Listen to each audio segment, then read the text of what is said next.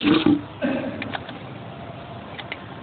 الحمد لله نحمده ونستعينه ونستغفره ونعوذ بالله من شرور أنفسنا وسيئات أعمالنا من يهد الله فلا مضل له ومن يضلل فلا هادي له أشهد أن لا إله إلا الله وحده لا شريك له وأن محمدا عبده ورسوله قال الله تعالى يا أيها الذين آمنوا اتقوا الله وقولوا قولا سديدا يصلح لكم أعمالكم ويغفر لكم ذنوبكم ومن يطع الله ورسوله فقد فاز فوزا عظيما. أما بعد فإن أصدق الحديث كتاب الله وخير الهدى هدى محمد صلى الله عليه wasallam.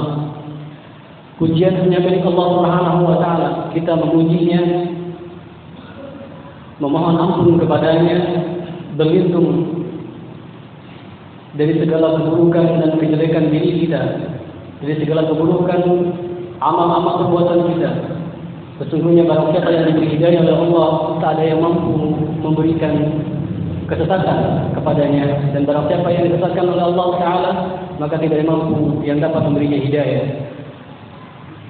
Sidang Jumat Masjid Ar-Rayyan, semoga Allah memulihkan kita semua. Pada khutbah yang sangat singkat ini, berkisar 20 menit, semoga Allah memberikan kepada Al-Faqir, Al-Khatib yang membutuhkan ampunan Rabb-Nya, dan kepada jamaah yang hadir dari kalangan anak-anak laki dan dewasa orang tua mendapatkan faedah manfaat dari syiar Islam, yaitu khutbah Jumat dan salat Jumat berjamaah. Semoga setelah mendengarkan khutbah ini Allah Subhanahu wa taala menjadikan kita hamba yang lebih baik daripada minggu yang lalu, dan kehidupan kita diberikan kekuatan dan semangat untuk terus hidup istiqomah mendapatkan kebahagiaan dunia dan akhirat. Khutbah yang singkat diambil berdasarkan sebuah keyakinan bersama kaum muslimin di seluruh dunia, baik kaum muslimin yang telah meninggalkan kita zaman-zaman awal generasi Islam atau orang-orang yang akan hidup nanti di akhir zaman. Kesepakatan tersebut terkumpulkan dalam rukun iman yang berjumlah 6 pilar, dan dari setiap 6 pilar ini, dari kakek dan anak-anak cucu kita, mereka pun telah menghafalnya. Harapan kita dari pembahasan singkat ini semakin merenungi bahwasanya hakikat rukun iman yang disebutkan dari apa yang diajarkan Nabi Sallallahu Alaihi Wasallam memberikan benih-benih yang membuat hati kita semakin mencintai Allah Subhanahu Wa Taala, menemukan rasa kasih sayang kepada Nabi-Nya yang mulia Sallallahu Alaihi Wasallam, dan semakin rindu untuk bertemu dengan Allah Subhanahu Wa Taala di akhirat dan menemui Nabi Sallallahu Alaihi Wasallam di telaga Haud.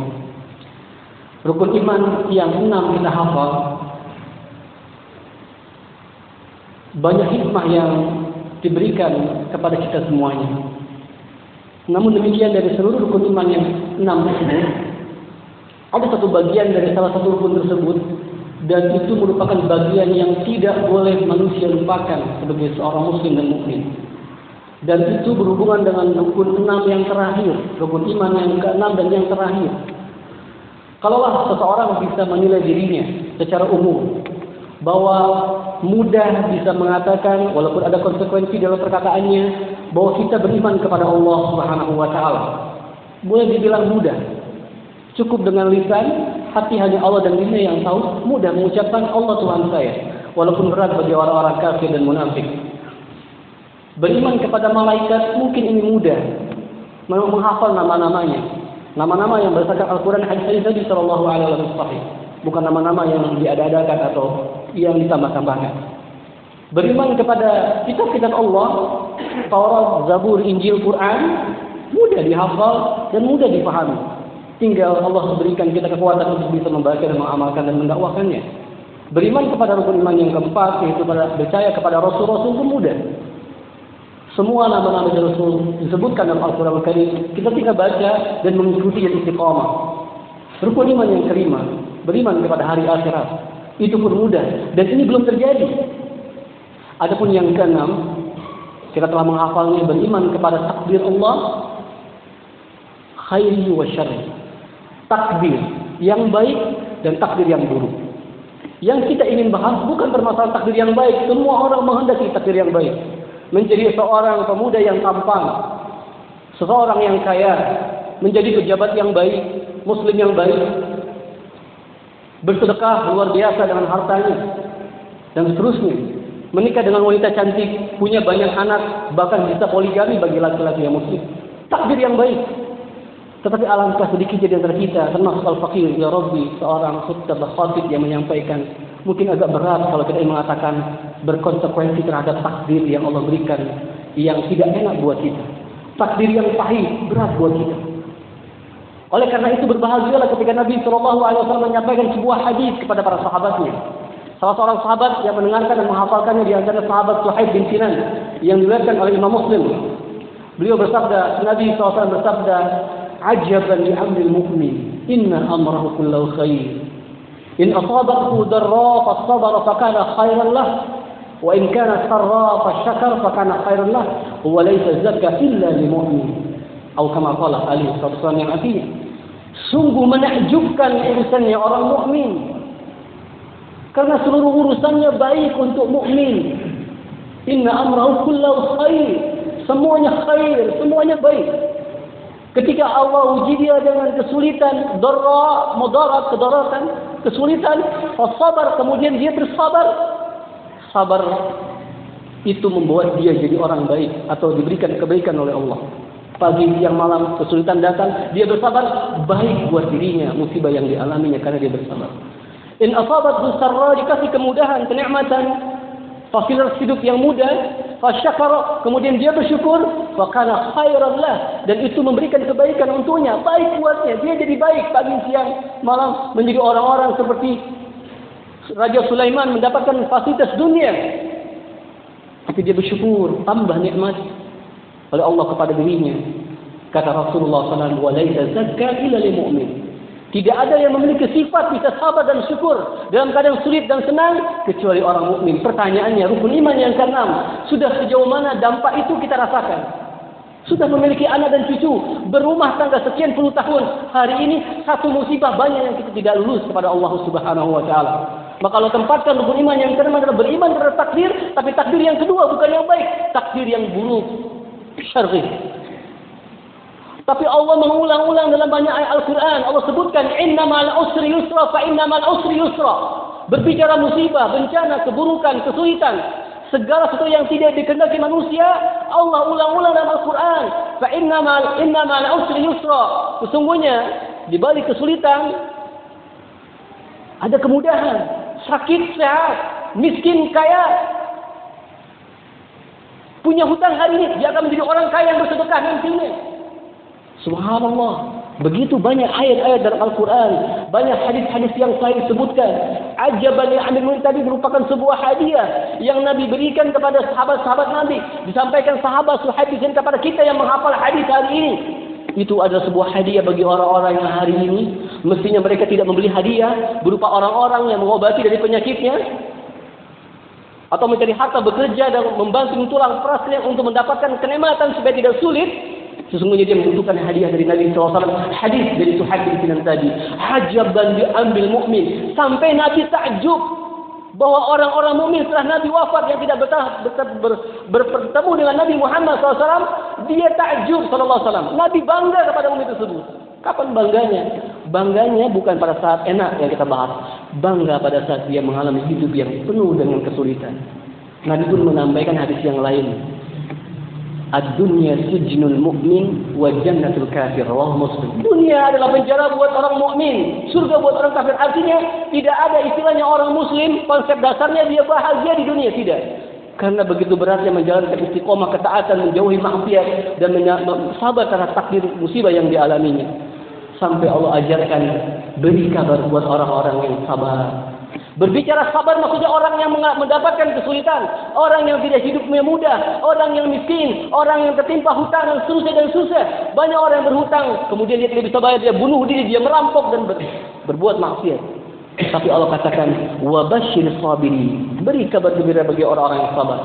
Sebelumnya Allah mulai sebelum memberikan kabar ayat wa basyir sabirin, Allah katakan apa? وَلَنَبْلُوَنَّكُمْ بِشَيْءٍ مِنَ الْخَوْفِ وَالْجُوعِ وَنَقْصٍ مِنَ الْأَمْوَالِ وَالْأَنْفُسِ وَالثَّمَرَاتِ وَبَشِّرِ الصَّابِرِينَ الصَّابِرِينَ الَّذِينَ إِذَا أَصَابَتْهُمْ مُصِيبَةٌ قَالُوا inna lillahi wa inna ilaihi raji'un. Akhir ayat Allah katakan ulaika alaihim salawatu min rabbihim wa rahmah wa ulaika humul muhtadun. Wa lanabluwannakum bi syai'in min al-khawf. Kami kata Allah Subhanahu wa taala benar-benar akan menguji bapak-bapak kalian. Kakak kandung kita, adik kandung kita, anak kita, kakek kita, istri kita, pembantu kita, pemimpin kita, saudara kita, tetangga kita diuji Allah. Berupa apa? Sedikit. Minal khawf, rasa takut. Wal ju', kelaparan. Wa naqsi minal amwal, kekurangan harta. Yang hadir di masjid ini banyak yang mengalami kekurangan harta. Kerja tidak bagus, gaji kecil. Subhanallah. Setiap detik seorang laki-laki yang punya rumah tangga, istri dan anak bingung dia. Umumnya kaum muslimin seperti itu, kita kalau kita. Mungkin sedikit orang-orang kaya yang Allah berikan kekayaan hartanya. Tapi Allah bangga kepada orang kaya yang bersyukur. Fadl ghani asyakir. Keutamaan orang kaya bersyukur. Tapi orang miskin yang bersabar, itulah yang Allah inginkan. Sebuah kisah yang kita bisa mendapatkan pelajaran hikmah. Siapa yang tidak pernah mengenal imam yang mulia? Di antara 4 imam mazhab, Muhammad bin Idris Asy-Syafi'i rahimahullah ta'ala. Seluruh murid-muridnya mengisahkan kehidupan beliau di akhir hayat.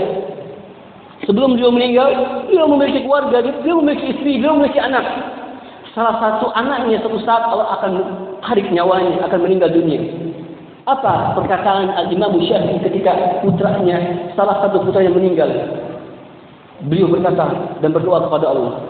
Putranya meninggal, Imam Syafi'i rahimahullah berkata dan berdoa kepada Allah.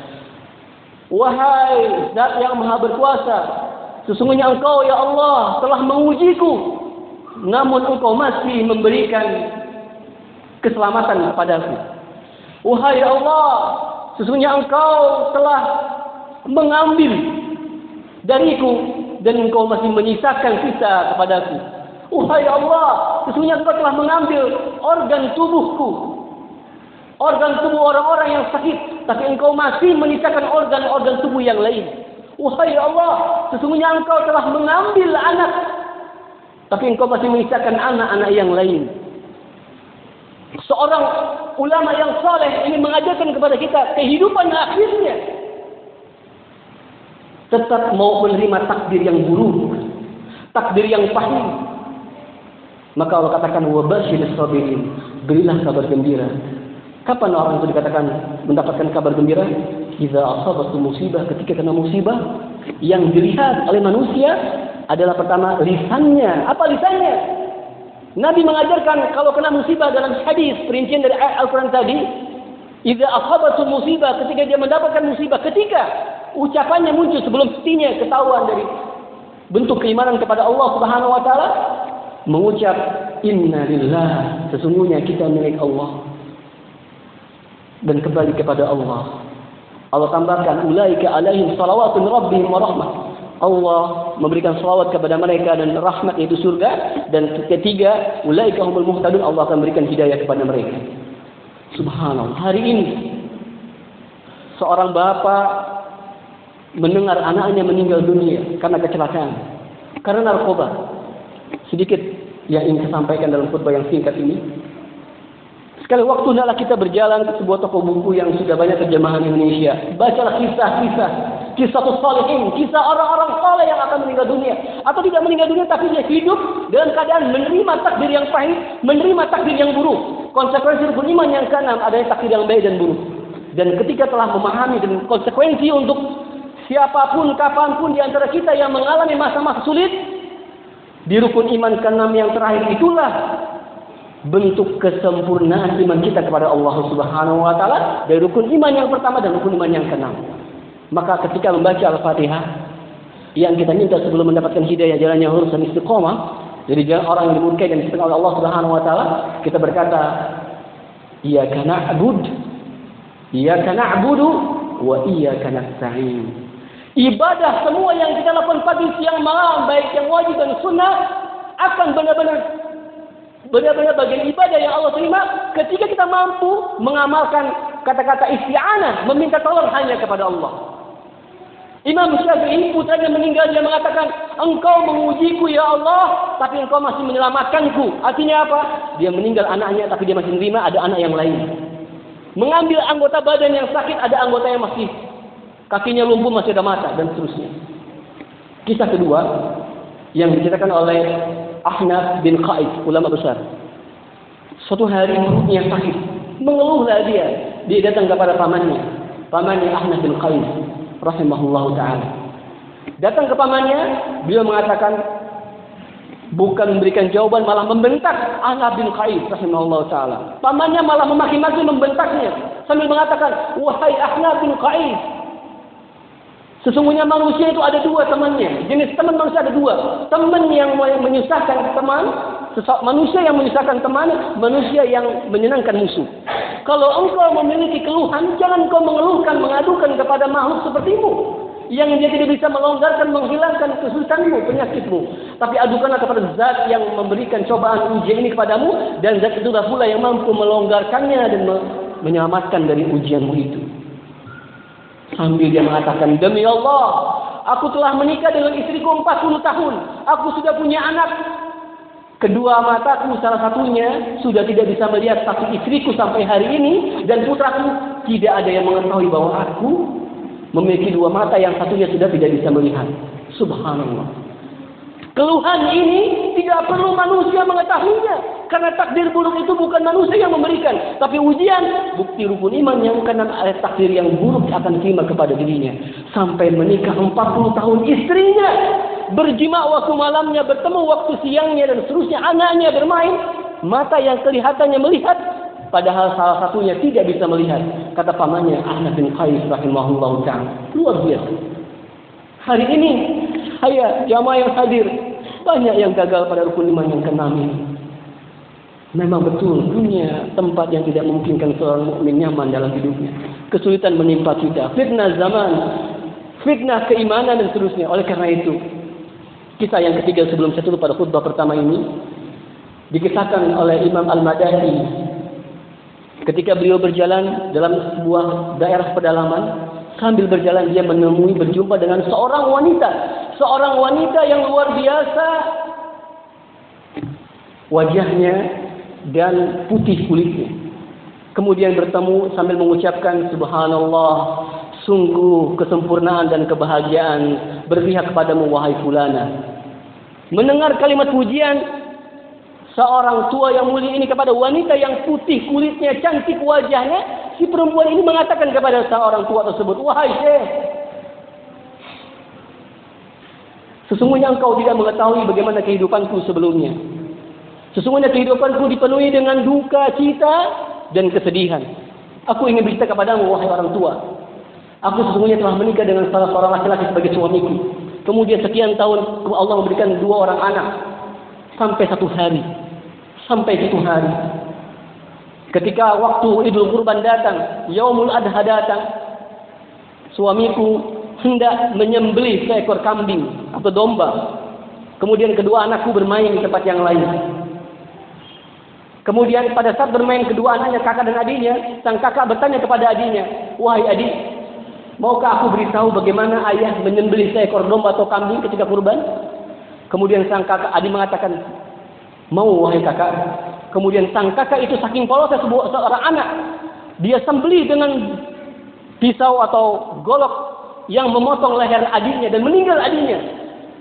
Kemudian sang kakak melihat berdarah, mati adiknya, dan dia takut, khilaf, dia meninggalkan rumah, pergi ke gunung. Kemudian di tengah gunung dia bertemu dengan serigala, kemudian dia meninggal dunia karena diterkam oleh serigala. Sang bapak mendengar dia kabur kakak ini karena membunuh adiknya atau menyembelih adiknya, dia kejar, dia cari sampai kemana-mana. Sekian hari nggak ketemu dan tersesat di jalan, kemudian suaminya meninggal. Itulah kehidupanku. Sang tua berkata kepada perempuan tersebut, wahai fulana wanita, apa yang menyebabkan kamu bisa bersabar dari masalah kesedihan ini, kehidupan dunia yang buruk ini? Dia mengatakan, sesungguhnya hidup itu ibarat sebuah ujian.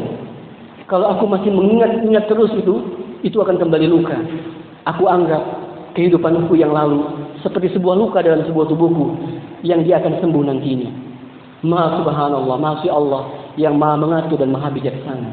Aku qouli hadza astaghfirullah innallaha huwal ghafurur rahim.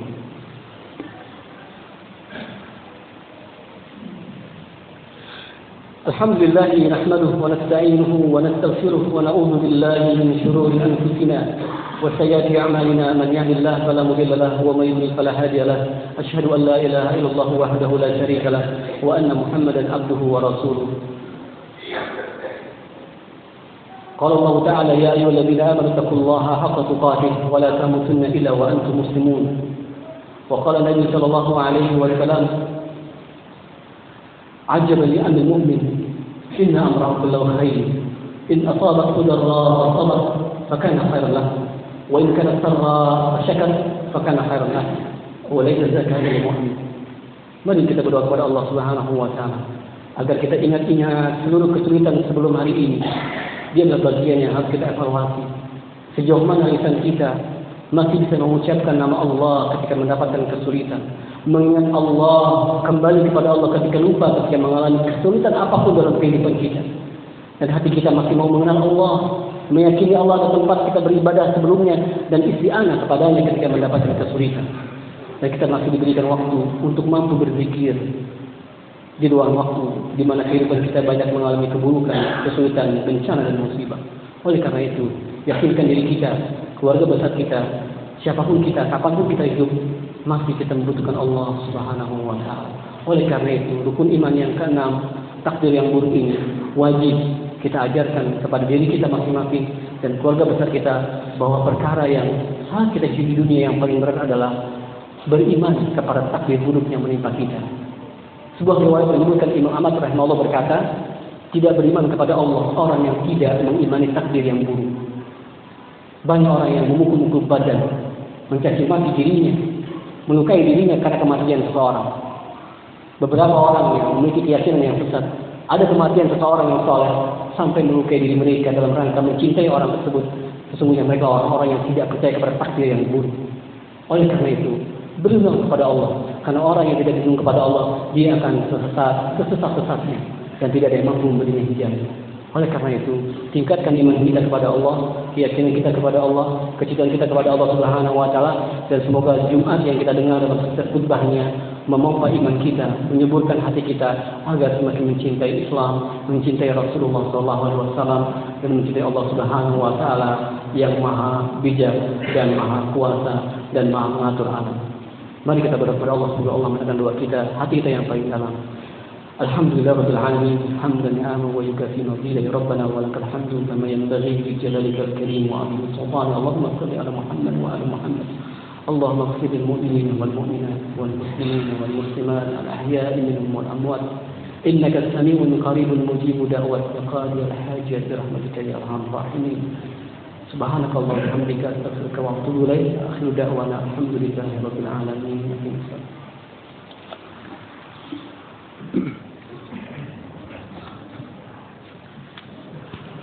الله أكبر الله أكبر أشهد أن لا إله إلا الله أشهد أن محمدا رسول الله حي على الصلاة حي على الفلاح قد قامت الصلاة قد قامت الصلاة الله أكبر الله أكبر لا إله إلا الله.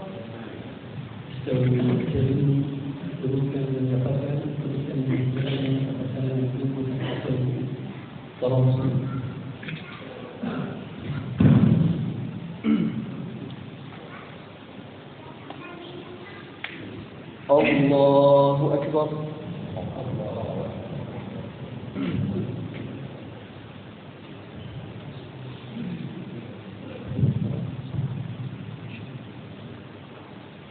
Bismillah. Alhamdulillahi Rabbil Alamin Ar-Rahmanir Rahim Maliki Yawmiddin إياك نعبد وإياك نستعين اهدنا الصراط المستقيم صراط الذين أنعمت عليهم غير المغضوب عليهم ولا الضالين.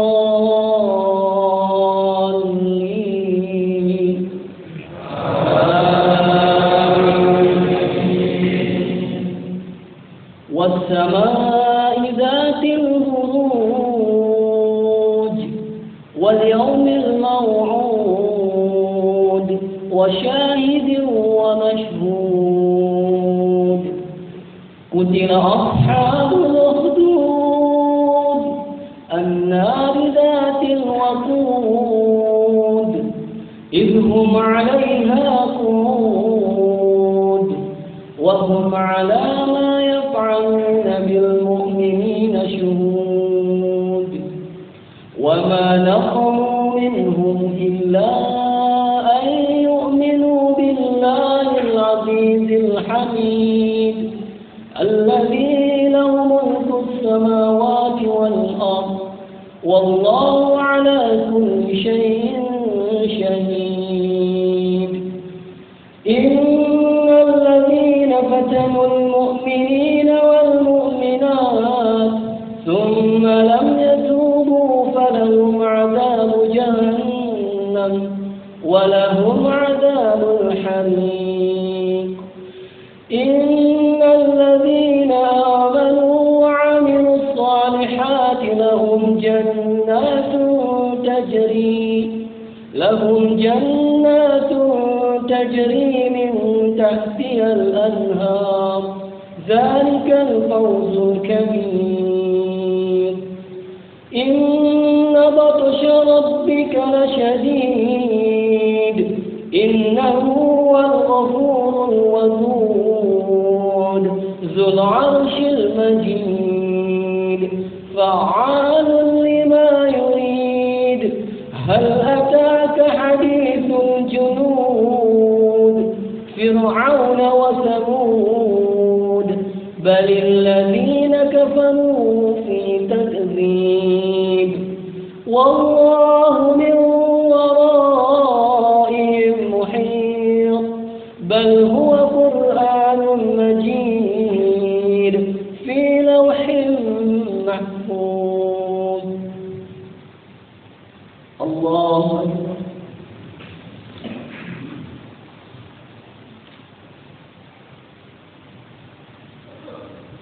سمع الله لمن حمده الله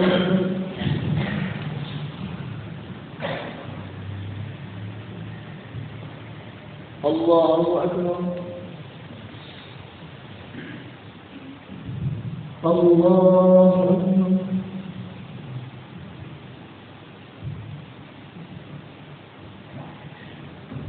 الله أكبر الحمد لله رب العالمين الرحمن الرحيم مالك يوم الدين إياك نعبد وإياك نستعين اهدنا الصراط المستقيم صراط الذين أنعمت عليهم غير المغضوب عليهم ولا الضالين آمين يا أيها الذين آمنوا استعينوا بالصبر والصلاة إن الله مع الصابرين ولا تقولوا لمن يقتل في سبيل الله أموات بل أحياء ولكن لا تشعرون ولنبلونكم بشيء من الخوف والجوع ونقص من الأموال والأنفس والثمرات وبشر الصابرين الذين إذا أصابتهم مصيبة قالوا إنا لله وإنا إليه راجعون أولئك عليهم صلوات من ربهم ورحمة وأولئك هم المهتدون مهتدون الله أكبر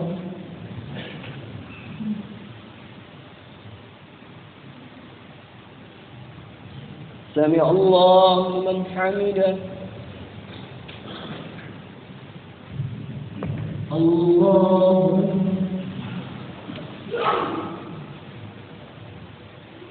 الله أكبر الله الله أكبر